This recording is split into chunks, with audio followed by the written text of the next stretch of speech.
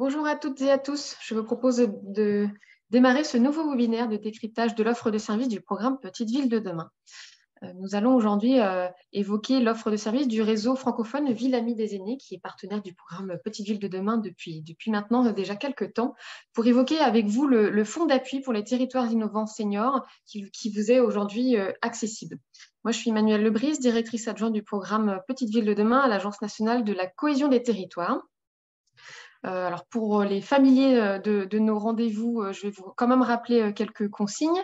Vous pouvez éventuellement faire part de vos difficultés techniques dans le chat et tout ce qui revient, tout ce qui a trait aux questions que vous voudriez que l'on relaie auprès de nos intervenants. Vous avez en bas un onglet un petit espace au milieu de votre écran qui s'appelle questions-réponses. Vous pouvez y poser vos questions.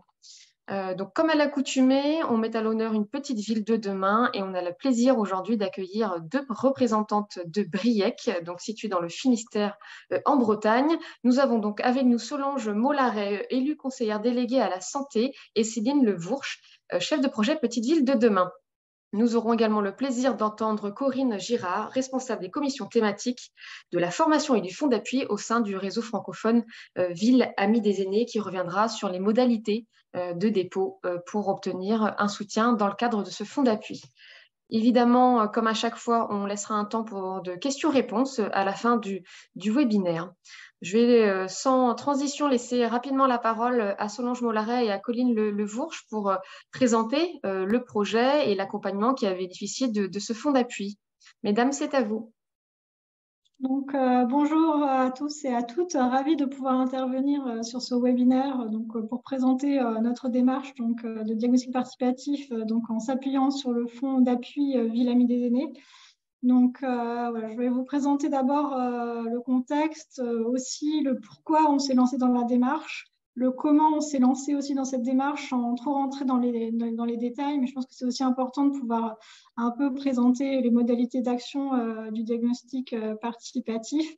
Et puis, surtout aussi, j'insisterai sur le lien entre le diagnostic participatif, le programme PVD et l'opération de revitalisation du territoire, parce que pour moi, ce sont des actions qui sont toutes, qui font sens dans le cadre du programme Petite Ville de demain.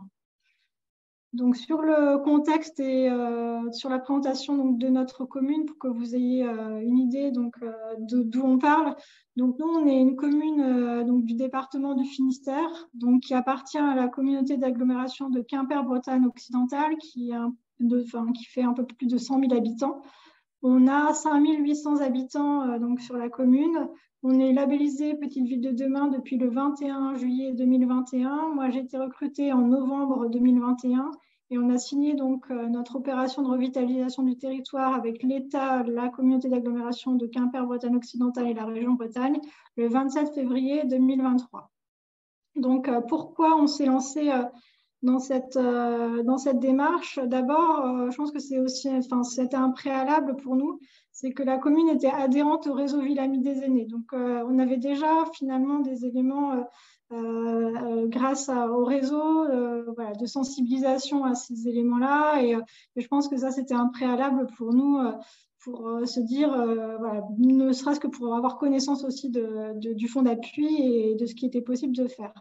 Ensuite, sur la question du diagnostic de territoire, moi, quand j'ai commencé comme chef de projet, c'était quand même la base de l'ORT de faire un peu un diagnostic, notamment sur les questions démographiques. Et dans ce diagnostic est apparu un enjeu de vieillissement de la population. La part des 60-74 ans, c'est la part de la population qui augmente le plus sur la commune. Et donc, c'était un enjeu qu'on a retranscrit aussi dans l'ERT fort du territoire. Ensuite, Madame Mollaret, l'élue à la santé, souhaitait vraiment intégrer une démarche participative et connaître davantage les besoins de la commune. Et donc, ce diagnostic participatif, il répondait grandement en fait à ce besoin. Et puis aussi, moi on a souhaité dans le cadre de l'ERT pouvoir finalement inscrire la labellisation Ville Amie des Aînés dans cette démarche. Et pour nous, le diagnostic participatif est en quelque sorte une première marche, une première action qui va nous aider aussi à pouvoir viser cet objectif de labellisation. Et puis enfin, sur ce pourquoi, c'est aussi un des enjeux forts du diagnostic participatif, pour moi, c'est le sens de la démarche Petite Ville de demain, c'est de faire du participatif. Et donc, c'était aussi un levier, un moyen de pouvoir intégrer cette démarche participative dans le cadre du programme et dans le cadre de nos actions. Donc, sur le comment, maintenant, c'est lancer la démarche. Donc, on s'est d'abord interrogé sur pourquoi on avait besoin et comment on allait pouvoir solliciter le fonds. Je ne rentrerai pas trop dans les détails, mais l'idée, c'était de pouvoir se faire accompagner parce qu'on n'est pas trop nombreux au niveau des personnels administratifs et techniques, et donc un appui de personnes qui avaient déjà mené ce type de dispositif d'action était intéressante pour nous et pouvait aussi avoir un regard extérieur intéressant et complémentaire à ce qui avait déjà été fait au niveau d'autres études. Au niveau de la demande de fonds, moi, ce que je peux vous dire, c'est en tant que j'ai expérimenté aussi d'autres appels à projets, c'est vraiment très simple à remplir. Moi, j'ai beaucoup apprécié aussi l'accompagnement toujours très réactif du réseau. On a une question, on ne sait pas trop quoi mettre, on s'interroge. Il y a une vraie réactivité pour vous accompagner sur ce fonds d'appui. Et puis, sur la question du choix du prestataire, là également sur le site, vous avez des référents et des adresses de consultants qui sont référencés. Et donc, moi, je crois que j'avais contacté 2 ou 3 personnes et finalement, on a choisi un jeune consultant qui a été très bien d'ailleurs dans la démarche et qui nous a été d'une grande aide pour mener ce diagnostic. Donc ensuite, si on peut passer peut-être à la diapositive suivante, si c'est possible. Voilà. Comment s'est organisée la démarche? Alors, donc, on a d'abord commencé par lancer un comité de pilotage avec les élus, le service à la population et à la citoyenneté, et puis aussi Quimper, Bretagne occidentale. Effectivement, c'était important pour nous de pouvoir aussi présenter, donc des élus s'étaient déjà inscrits dans un groupe de travail au préalable, mais l'idée c'était vraiment de leur présenter aussi la démarche, les enjeux, à quoi ça correspondait, que les logiques de vieillissement soient partagées avec eux et qu'on puisse du coup expliciter la démarche et échanger sur cette démarche. Et d'ailleurs, ça nous a été assez utile justement pour partager les problématiques et même pour partager des problématiques opérationnelles pour la suite de la démarche. Donc, on a, nous, choisi de faire 2 ateliers. Donc, le 27 février, par contre, je veux bien qu'on revienne sur l'ancienne... merci. On a choisi de faire 2 ateliers le 27 février et le 13 mars. Donc là, l'idée, c'était de pouvoir effectivement s'attacher, puisqu'on prenait un cabinet, s'attacher à avoir quand même beaucoup de personnes présentes. Donc, on visait 40 personnes sur ces 2 ateliers parce que, si c'était pour faire effectivement un diagnostic participatif, l'idée, c'était quand même de pouvoir avoir le plus de monde possible pour justement avoir quand même des éléments qui viendraient nourrir l'étude et puis nourrir aussi le travail de réflexion des élus. Donc, on a choisi de faire ça dans un clubhouse d'une salle de sport qui est assez centrale parce que de toute façon à Briac tous les équipements sont regroupés dans le centre et donc accessibles pour les personnes notamment à mobilité réduite, facilitant leur venue. Et puis sur la partie communication, sans trop rentrer dans les détails, on a vraiment essayé de cibler au maximum à la fois. Donc on a eu un article dans la presse pour présenter le projet, pour aussi donner l'heure, le lieu, diffuser donc via des mailings. Ce qui fonctionne très bien, c'est la partie appuyez-vous sur les associations de territoire. Je pense que ce sont des relais forts pour ce type d'action.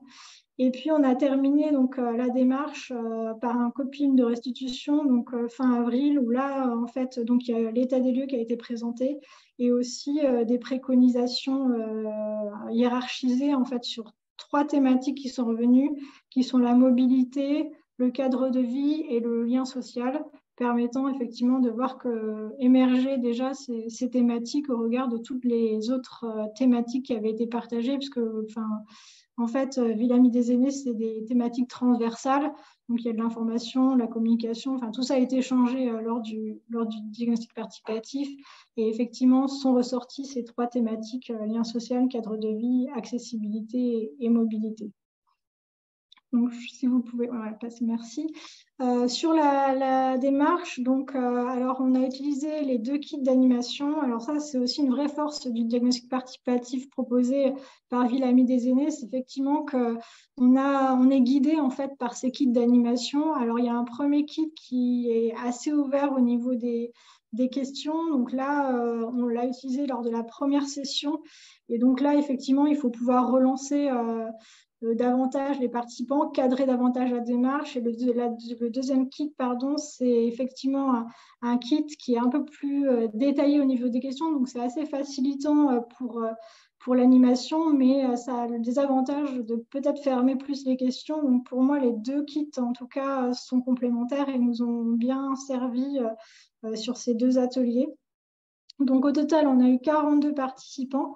Donc à la fois des préquois de naissance, des personnes aussi qui sont nouveaux habitants dans la commune, une moyenne d'âge de 74 ans, des habitants qui habitent à la fois le centre-bourg et les lieux-dits à la campagne. Et puis à la fin donc, de ces 2 ateliers, je crois que les gens étaient satisfaits de pouvoir aussi partager donc ces problématiques. Et surtout, moi, ce que j'ai retenu, c'est que les personnes étaient aussi ravies d'avoir un lieu de rencontre. En fait, ils n'ont pas forcément certains la possibilité de pouvoir, voilà, ne serait-ce que se rencontrer entre eux. Et ils ont trouvé intéressant aussi, par ce biais-là, de pouvoir avoir l'occasion de se connaître, tout simplement. Donc, je veux bien que si vous pouvez passer donc à la suite. Donc là, j'ai effectivement mis en avant un peu ce qui a été partagé. Donc, ce qui est intéressant aussi, c'est que voilà, ce sont vraiment la parole des habitants au sens de ce qui a été dit. Et donc là, on voit effectivement que les gens, je ne vais pas tout lire, mais effectivement, une ville dynamique, elle s'agrandit, elle bouge, une ville bien organisée, une ville à taille humaine. Donc c'est aussi une façon de retranscrire aussi ses atouts parce que voilà, c'est aussi un moyen de valoriser votre commune via ce diagnostic participatif. C'est la parole des habitants. Voilà. Et sur la partie donc retour d'expérience de la commune, moi ce que je dirais c'est effectivement que c'est une démarche simple et rapide dans sa mise en œuvre. Donc c'est plutôt plaisant pour les chefs de projet Petite Ville de demain parce que étant sur différents projets, c'est vrai qu'aller rapidement, aller vite avec des résultats rapides, c'est quand même une plus-value pour la démarche. C'est aussi du coup, et ce que j'ai beaucoup apprécié, c'est que c'est une démarche cadrante au niveau du participatif. Moi, j'avais jamais fait encore de participatif, ni dans l'animation, ni dans la coordination. Et je trouve que c'est une bonne façon d'entrer dans le participatif, à la fois donc, par l'accompagnement d'un cabinet, mais aussi par les kits support qui sont vraiment aussi rassurants parce qu'il y a une méthodologie qui est proposée. Et c'est vrai que je pense que le participatif, ça ne s'improvise pas et qu'il faut pouvoir s'appuyer sur ces éléments-là pour effectivement cadrer la démarche et que ça fasse sens aussi. Ce que j'ai aussi apprécié, et c'est en lien avec Petite Ville de demain, c'est la transversalité. parce que donc on touche à l'habitat. Alors j'ai plus en tête toutes les thématiques, mais il y a l'habitat, il y a l'information, communication, il y a le lien social. Et de fait, c'est très transversal comme Petite Ville de demain. Donc ça touche à différentes politiques publiques et donc ça amène aussi à questionner nos pratiques, nous notamment sur le volet de communication. C'est vrai que là, on a l'information en direct avec les habitants et certains habitants, voilà, nous ont fait part ils étaient un peu perdus dans la façon dont effectivement toutes les strates administratives, voilà, ils ne savaient pas qui faisait quoi. Et donc, on va essayer de s'interroger maintenant du côté des besoins des habitants, au sens où peu importe qui répond, que ce soit la communauté d'Algo ou la commune, il faut pouvoir répondre et donc faciliter au mieux cette information. C'est aussi un élément fort qui nous est apparu au regard de ce diagnostic. Et puis enfin, et c'est là-dessus que voilà, je souhaitais aussi conclure, c'est que c'est vraiment une démarche qui doit faire lien, à mon sens, avec nous, l'ORT, puisqu'elle est signée, mais une démarche de stratégie globale. Et c'est vrai qu'en même temps, donc, on avait donc l'étude, donc ces ateliers participatifs Ville Amie des aînés. On a aussi eu donc une étude de la CCI et une étude donc préopérationnelle d'aménagement qui a amené aussi la concertation avec les commerçants et les habitants. Et en fait, grâce à ces différentes études, on voit bien qu'il y a des choses qui émergent, qui font que finalement, on retrouve les mêmes besoins d'une étude à l'autre. Et il y a des points de convergence donc, qui viennent nourrir à la fois le diagnostic et qui viennent aussi nourrir la stratégie. Donc tout ça fait lien et tout ça, à mon sens, est utile pour consolider à la fois les études et pour consolider aussi l'action et les démarches pour Petite Ville de demain.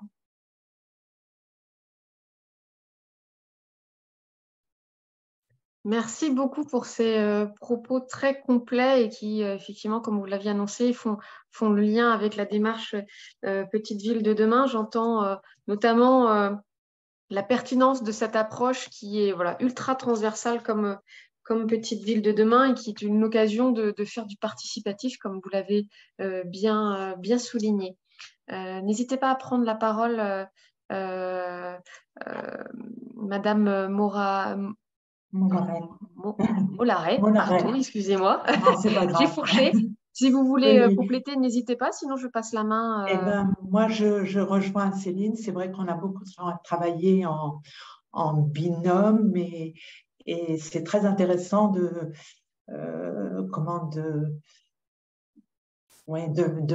les personnes puissent dire ce qu'elles ont à dire, et on se rend compte que c'était très transversal et qu'il y a beaucoup de choses qui existent, mais par contre qui ne sont pas connues par les habitants.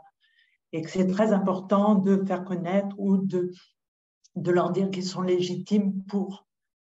Parce que parfois, il y a ça aussi, ils n'osent pas. Voilà. Donc, compétence d'usage, comme on peut le dire parfois, effectivement. Oui, voilà. Mais autrement, la présentation de Céline était très complète et puis concise. Donc, je crois que tout est à peu près dit. Merci, on aura certainement l'occasion de vous redonner la parole en fin de webinaire. Je vais me tourner maintenant vers Corinne Girard du réseau francophone Ville Amie des aînés. Si vous voulez d'ailleurs réagir spontanément aux présentations, à la présentation précédente, n'hésitez pas, mais on vous donne notamment la parole pour évoquer ce qu'est ce fonds d'appui, comment y accéder et quels sont les possibles éléments que peuvent récolter ou obtenir les collectivités du programme. Merci.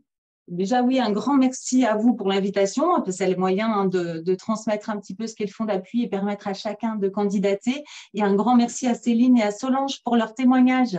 C'est vraiment important d'avoir du concret. Moi, je vais vous donner quelque chose d'un petit peu plus théorique, un cadre. Et là, à la fois la présentation du pourquoi le réseau francophone a toute sa place dans cette démarche, et puis l'outil fonds d'appui. Vraiment, merci Céline et merci beaucoup Solange pour ce témoignage. Donc, je vais commencer peut-être.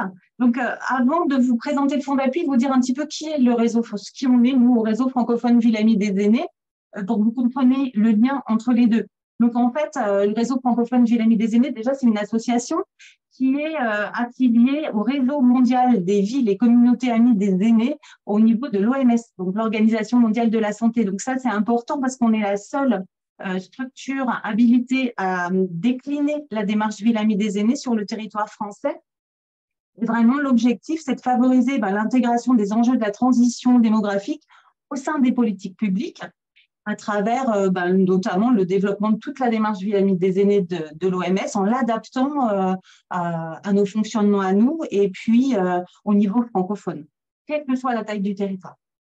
Donc là, c'est vraiment une déclinaison des actions que l'on peut avoir au service des territoires au sein de l'association. Donc les adhérents, en fait, on a 3 grands axes. Là, on voit le premier, c'est le soutien au territoire autour des enjeux de la longévité. Et ça reprend un petit peu ce que décrivait Céline avec l'idée d'une dynamique transversale autour des 8 thématiques qu'on voit dans la petite roue sur le côté. Donc, en fait, l'idée, c'est vraiment de dire qu'il y a une démarche transversale et pas seulement centrée sur le médico-social, ça c'est essentiel. Et puis, on reprend la consultation des habitants, bien décrite aussi par Céline, avec les petites photos du kit décrit aussi par Céline, utilisé par Céline. En fait, ce kit, il a été imaginé au réseau francophone en faisant un petit tour de France des adhérents et en le testant avec des aînés, faciliter la parole sur les 8 thématiques. Donc ça, c'est assez intéressant. Et puis, la lutte contre l'agisme, bien sûr, pour que chacun, quel que soit son âge, se sente bien et à sa place sur son territoire. Le deuxième point, c'est vraiment de valoriser les territoires engagés dans la dynamique. Donc là, je vais vite, mais on organise tous les ans des concours. Vous avez la petite affiche de celui de cette année qui vient de se clôturer, qui était sur le thème du sport, on va dire, et en tout cas du bien-être physique et dans sa tête. On a aussi un label. Alors, le label, il a été mis en place en été 2021. C'était vraiment le souhait des adhérents de valoriser leur démarche avec quelque chose qui puisse poser vraiment où ils en sont dans la démarche et avec un évaluateur externe qui certifie le label. Voilà, on a 20 labellisés et 63 en route vers le label, donc ça, c'est assez important. Les fiches retour d'expérience, en fait, sur le site, pour les adhérents, il y a un accès, je crois, à plus de 700 fiches d'expérience du territoire sur les 8 thématiques Ville Amie des aînés. La diapo suivante, c'est vraiment l'expertise, donc au service du défi démographique toujours. Donc, on organise des événements présentiels en distanciel, à la fois nous-mêmes ou en participant à d'autres. On organise des voyages d'études. Donc là, vous en avez un qui s'est déroulé en mars sur l'habitat et le vieillissement. Et puis, des congrès et le prochain gros événement, donc vous pouvez le noter, on va organiser pour la première fois le congrès international des villes amies des aînés les 5 et 6 décembre 2023 à Paris au ministère. Donc là, ça va être un temps fort puisqu'on aura aussi des témoignages de villes et de communautés loin de nous. Donc là, je vais en venir directement au fonds d'appui. Donc, vous dire quand même que le fonds d'appui pour des territoires innovants seniors, il a été initié par le ministère en charge de l'autonomie. Et on a la chance d'avoir l'engagement financier stratégique de la CNSA et de la Banque des territoires à nos côtés pour ce fonds d'appui. Et notre rôle à nous, au sein du réseau francophone Ville Amie des aînés, c'est de coordonner et de porter ce fonds. Et Céline disait aussi l'accompagnement. Ça, c'est aussi un point fort qu'on a voulu mettre en place autour du fonds, c'est-à-dire pas être là juste pour instruire des dossiers, mais vraiment être là pour accompagner la démarche avec un dossier de candidature qui se veut le plus simple possible, que tout le monde puisse candidater et on est présent vraiment pour répondre aux questions. Donc, comme je vous le disais tout à l'heure, l'idée, c'est vraiment d'aller au-delà du champ sanitaire et social. On voit les 3 axes qui se déclinent. Donc, ces 3 axes-là, en fait, c'est l'idée d'avoir une grande variété de projets possibles. Il n'y a pas obligation d'être adhérent au réseau francophone Ville Amie des aînés pour pouvoir candidater au fonds d'appui. Ça aussi, c'est important puisque Céline précisait bien qu'elle était adhérente, donc sa démarche était inclue. Mais on peut tout à fait candidater au fonds d'appui sans être adhérent au réseau francophone Ville Amie des aînés. Il est possible de déposer dans les 3 axes, 3 candidatures par axe. On reviendra dessus tout à l'heure. On a déjà eu 4 levées de candidatures entre avril 2022 et mars 2023. Il y a eu 191 projets lauréats, 215 candidatures, donc ça a déjà bien fonctionné. Au niveau des collectivités engagées dans PVD, on a eu 22 communes lauréates et 26 projets présentés. Donc, c'est aussi bien. Et je tiens à préciser que les techniciens référents pour ces projets-là ne sont pas forcément les chefs de projet PVD. On a parfois des collectivités qui, effectivement, sont PVD, mais où le technicien est quelqu'un d'autre. Donc, voilà, je le précise. C'est important peut-être que vous soyez au courant qu'une de vos collectivités ou peut-être un dossier de fonds d'appui sans que vous ayez forcément connaissance de tout cela. La prochaine levée aura lieu le 5 juin, et on est en cours de traitement des demandes et des candidatures. Donc, une commission d'attribution va avoir lieu sous peu. Et les prochaines levées, ce sera le 5 septembre et le 5 novembre. Je vais détailler par axe parce que c'est important d'avoir cette vision-là. L'idée, c'est effectivement de permettre toutes sortes de projets. Donc, je pense que la diapositive suivante peut avoir… voilà. Donc, sur l'axe 1, on reprend une partie de ce que nous a décrit Céline suite. Donc, l'axe 1, c'est vraiment la démarche Villamy des aînés avec ses 3 grands piliers. La structuration de la gouvernance qui permet de créer une instance, un comité de pilotage, un comité technique qui reprend tous les participants possibles. C'est aussi sensibiliser les élus et les professionnels à la démarche et puis voir comment on met une stratégie de mise en œuvre. Donc ça, c'est un des piliers. Le deuxième, c'est l'état des lieux, c'est-à-dire que l'idée, c'est d'avoir un audit technique qui permet aux différents services de la collectivité, aux partenaires locaux de bien donner tous les éléments et d'avoir une vision complète du territoire.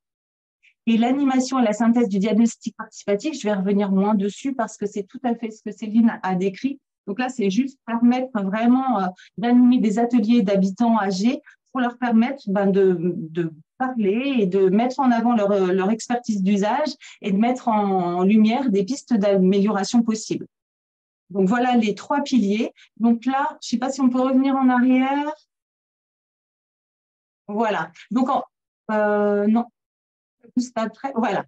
Donc, en fait, sur ces 3 points-là, ces 3 catégories, donc gouvernance, état des lieux et diagnostic participatif, le fonds d'appui sous forme d'une bourse qui permet de financer un prestataire extérieur qui accompagne pour ces domaines-là. Donc, la bourse, elle a un montant maximum en fonction du nombre de catégories choisies. Si je prends une des catégories, c'est une bourse de 10 000 € maximum. 15 000 € maximum pour 2 catégories et 20 000 € maximum pour 3 catégories. Donc là, c'est le financement d'un prestataire extérieur et Céline l'a précisé, mais nous avons référencé un grand nombre maintenant de prestataires pour accompagner les collectivités avec les grands principes de Villamy des aînés. Voilà. Dans les porteurs de projets possibles sur l'axe 1, on voit les communes, les EPCI, les pays, les PETR. Je sais qu'il y a des CCS parmi les présents. Les CCS ne sont pas porteurs de projets dans l'axe 1. C'est juste pour l'idée de transversalité dont on a parlé tout à l'heure. Les CCS sont souvent un acteur majeur malgré tout dans la démarche de l'axe 1, bien sûr. Mais le porteur de projet, pour garantir une transversalité, doit être une collectivité de type commune ou Comcom, etc. Voilà. Donc là, sur l'axe 1, parmi les 58 projets lauréats qu'on a eus, il y en a 12 qui étaient portés par une PVD. Donc ça aussi, c'est intéressant pour vous de l'avoir en tête. Je vais passer à l'axe 2. Alors, au niveau de l'axe 2, là, on est sur autre chose. On est sur une subvention qui permet en fait l'émergence concrète de projets dans les territoires. Et l'idée, c'est d'améliorer l'environnement, alors social ou bâti, à l'égard des aînés, et ça s'inscrit en complémentarité de dispositifs existants. Par exemple, il y a des choses qui vont être financées plutôt par la conférence des financeurs et nous, on ne viendra pas financer ces choses-là, mais on renverra plutôt vers la conférence des financeurs, par exemple. Les petites thématiques que vous avez là sont assez vastes et permettent vraiment de poser un grand nombre de projets. Si j'en prends quelques-unes, je ne vais pas toutes vous les détailler, mais sur la solidarité intergénérationnelle, par exemple, c'est vraiment comment on peut favoriser sur un territoire la rencontre, le vivre ensemble entre les générations, peut-être d'offrir une offre culturelle plus variée qui permet aux petits-enfants, aux grands-parents de participer ensemble. Ça peut être des projets intergénérationnels entre des établissements scolaires ou des établissements de petite enfance et des personnes âgées. Ça peut être du tutorat, du parrainage, etc. Je vais en prendre une autre, je ne sais pas, sur la connaissance et le savoir des aînés, par exemple, l'engagement au temps de la retraite, là, c'est mettre en lumière, valoriser et s'appuyer sur les connaissances des retraités. Ça peut être des ateliers de transfert de connaissances. On a eu des bricothèques, par exemple, qui sont faites. Ça peut être des soutiens scolaires, ça peut être des cours animés par des aînés ou du moins des ateliers comme de la couture, de la musique, etc. Donc, voilà, les 6 thématiques, je vous les détaille pas plus, mais permettent vraiment, si vous avez des idées d'actions concrètes, elles doivent quasiment toutes entrer dans ces thématiques-là. Donc là, si on passe à la diapo suivante, ça va vous donner une idée des subventions possibles. Donc, les subventions, elles dépendent à la fois du nombre d'habitants de la collectivité et elle est contrainte à un cofinancement, c'est-à-dire que le plafond, quel que soit le projet soutenu, sera de 40 000 € maximum et ne pourra pas dépasser pour le budget global de l'action 80%, par exemple, pour une action portée par une collectivité de moins de 20 000 habitants. 70% pour les 20 000 à 100 000 et 60% pour les plus de 100 000. Voilà, donc ça aussi, c'est intéressant de le regarder. On va pouvoir financer à l'intérieur de cette enveloppe à la fois des investissements matériels et immatériels relatifs à la réalisation du projet.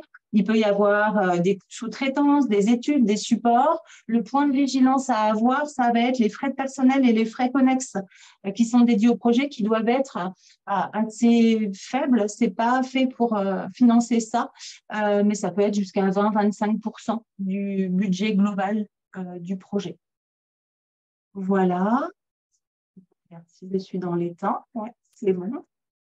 Alors, l'axe 2, la grande différence majeure pour les porteurs de projets, c'est que bien sûr, un CCAS ou un CIAS, en fonction de ses compétences sur le territoire, peut tout à fait porter le projet sans aucun souci à ce niveau-là.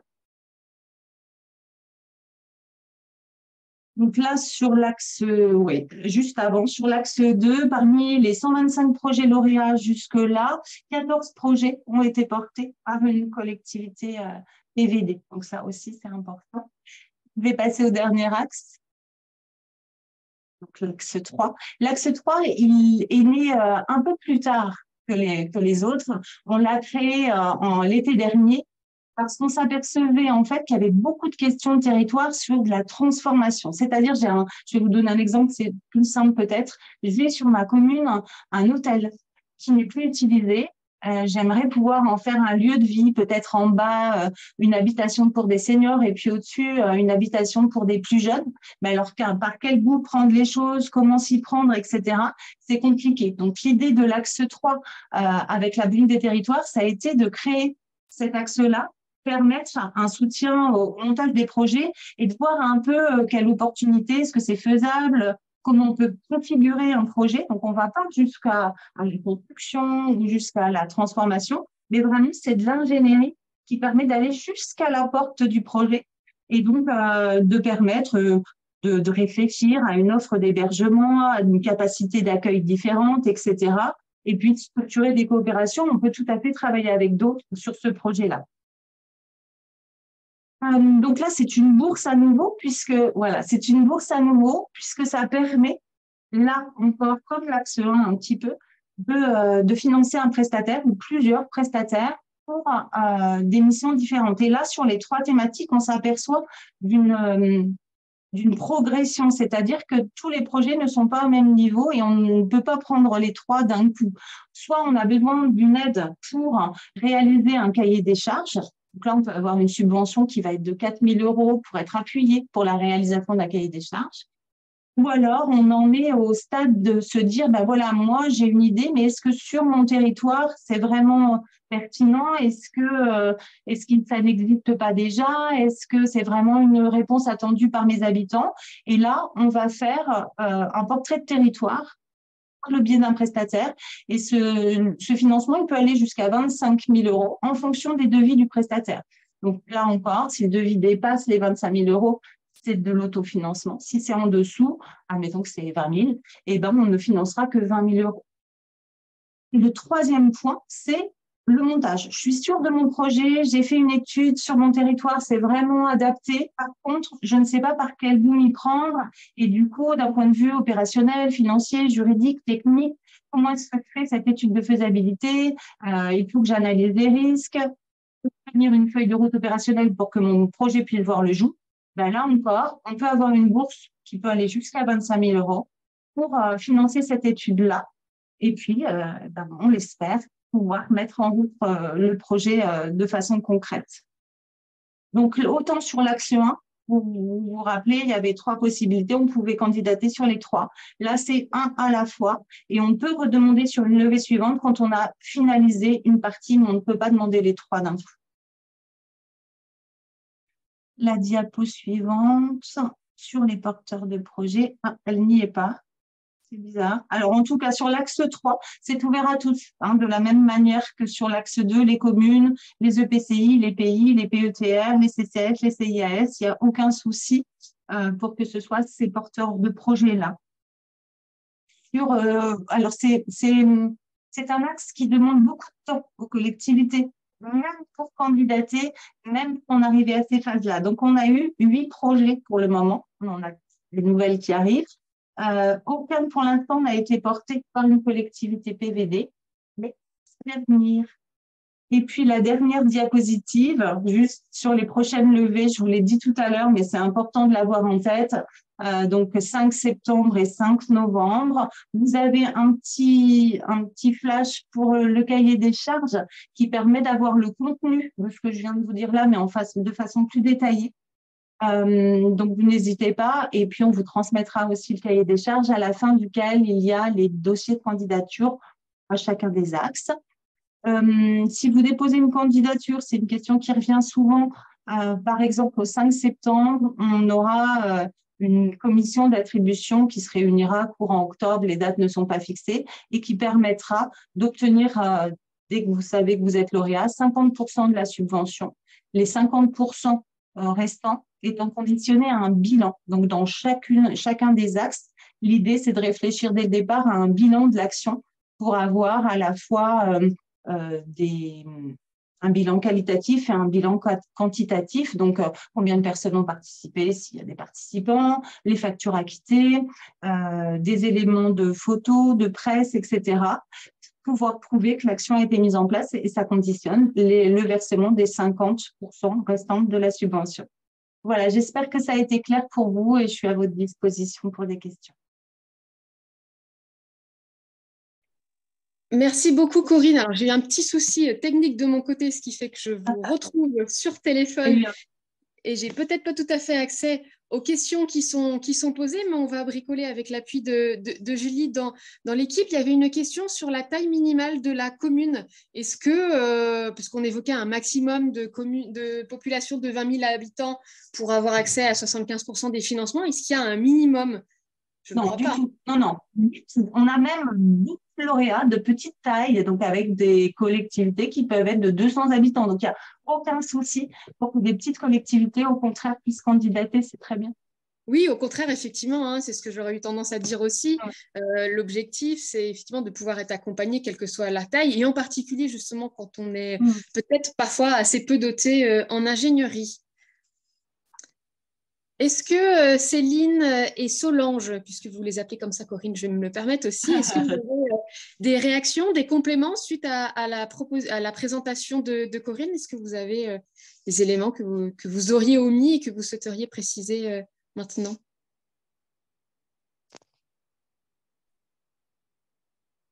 Non, moi, je n'ai pas forcément d'éléments complémentaires sur ce qui a pu être présenté. Voilà, enfin, voilà, cette présentation des trois volets du fonds est intéressante aussi pour nous parce que ça nous fait un peu un rappel, par contre, pour effectivement se rappeler effectivement tous ces axes possibles pour déposer, mais je n'ai pas forcément de compléments à apporter. Oui, alors, oui, je allez-y. rejoindrai. Moi, je ne savais pas je pensais qu'il fallait, pour candidater, qu'il fallait faire partie de Ville Amie des aînés. Et en fait, je découvre, ça c'est quelque chose que je ne connaissais pas.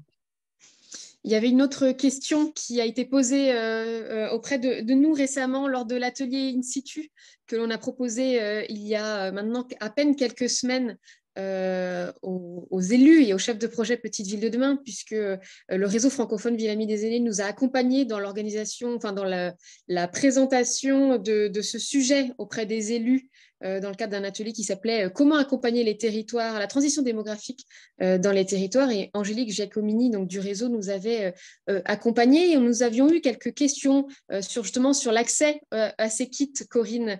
Et je crois avoir la réponse, mais je vous la pose quand même. Comment pouvoir bénéficier de ce kit ? Alors, oui, j'aurais dû le préciser, le kit d'animation est vraiment réservé aux adhérents. C'est un outil qui a été créé pour et avec les adhérents. Donc, c'est pour ça que Céline en parle.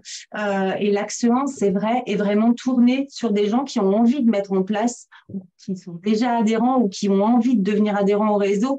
Sur l'axe 1, on est quand même sur quelque chose comme ça. On n'a pas d'obligation d'utiliser ce kit, mais c'est vrai qu'il est vraiment pratique pour sonder les habitants. Et j'ai une question, je vous la lis je la relais telle que je la lis. Comment argumenter de la plus-value d'être adhérent auprès de nos élus si la mobilisation est possible sans adhérents ?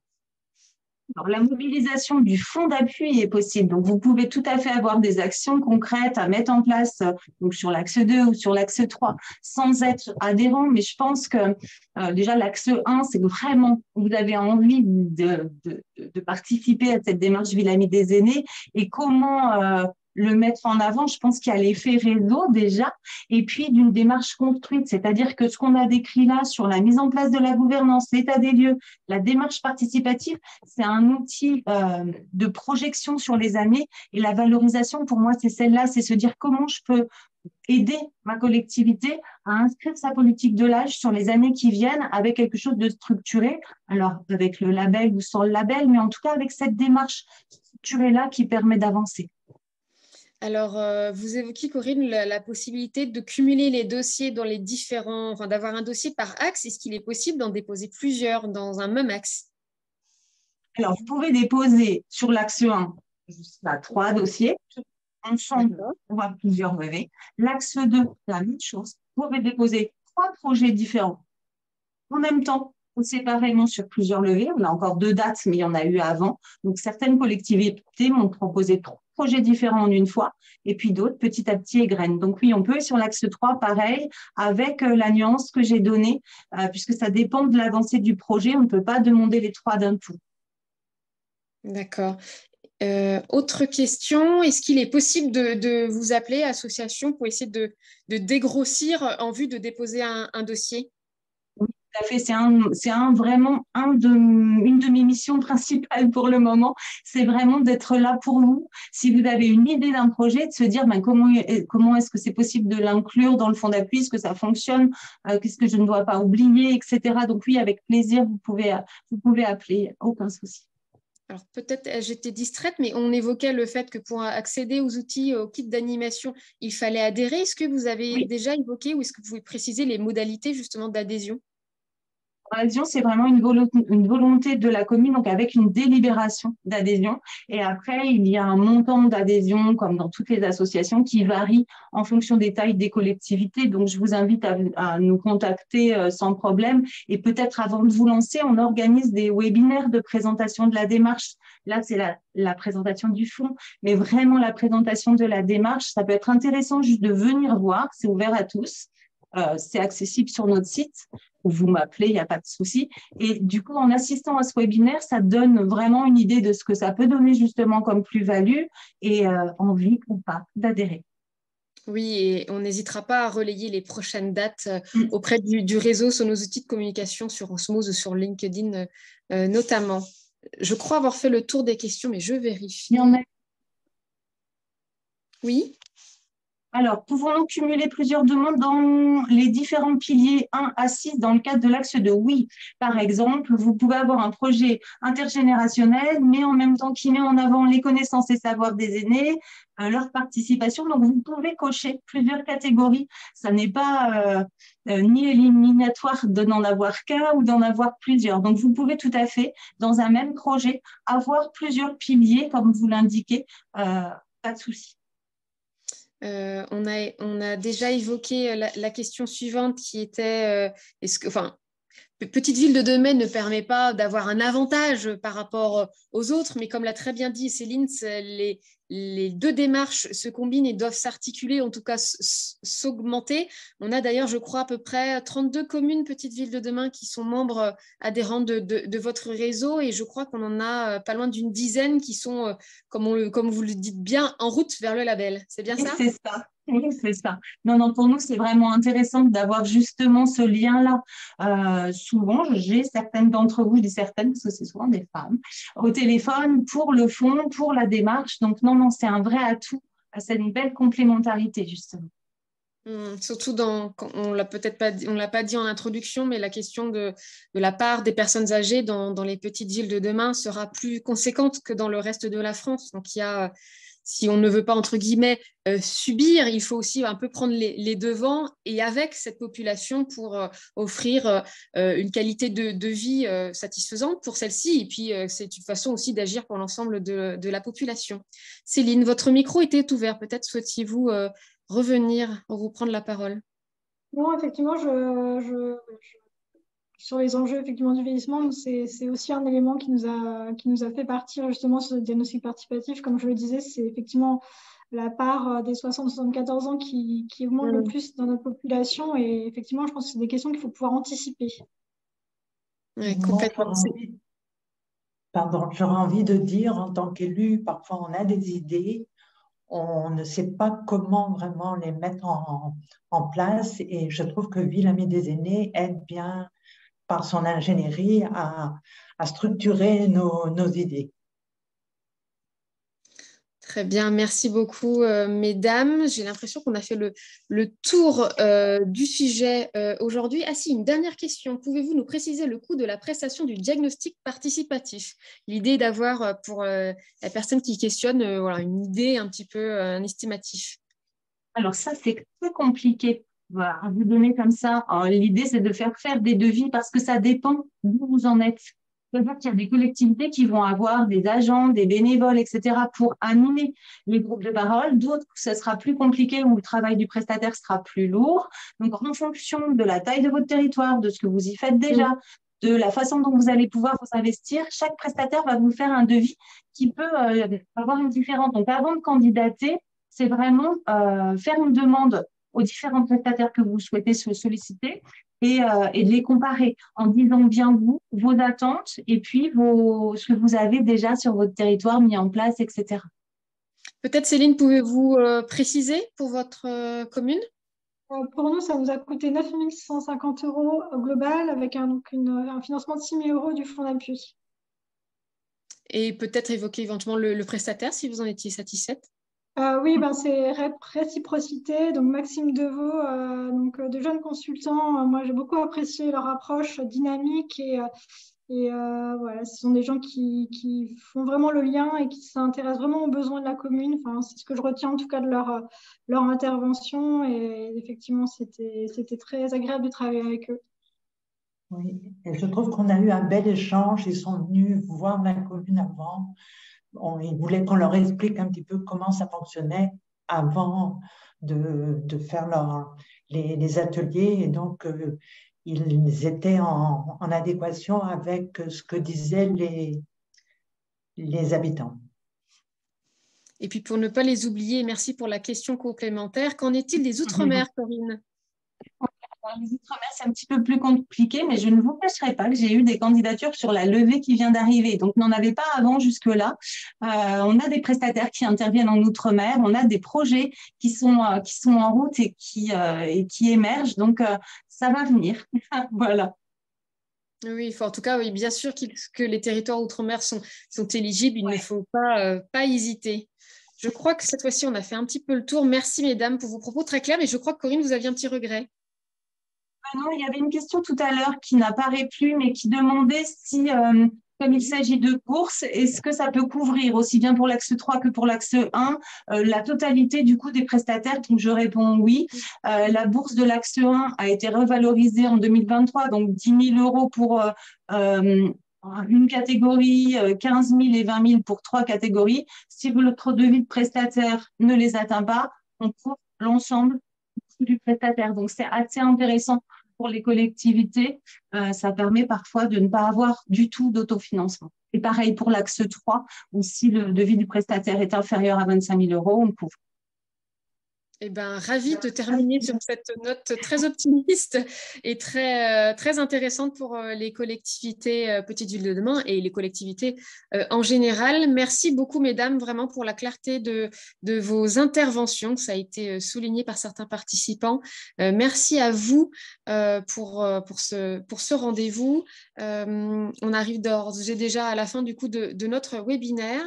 Le prochain rendez-vous que l'on vous propose et qui est organisé par Centre-Ville en Mouvement aura lieu le 4 juillet prochain et on abordera cette fois-ci la question de la jeunesse. Comment garder notre jeunesse dans le centre-ville, et j'aurai le plaisir de revenir lors de cet événement sur les quelques grands chiffres que nous avons récoltés dans le cadre de notre baromètre Ipsos qui avait vocation d'observer de façon plus privilégiée le regard des jeunes sur les petites villes. Merci beaucoup une nouvelle fois, mesdames. Bonne continuation et je vous dis à très bientôt. Bonne journée.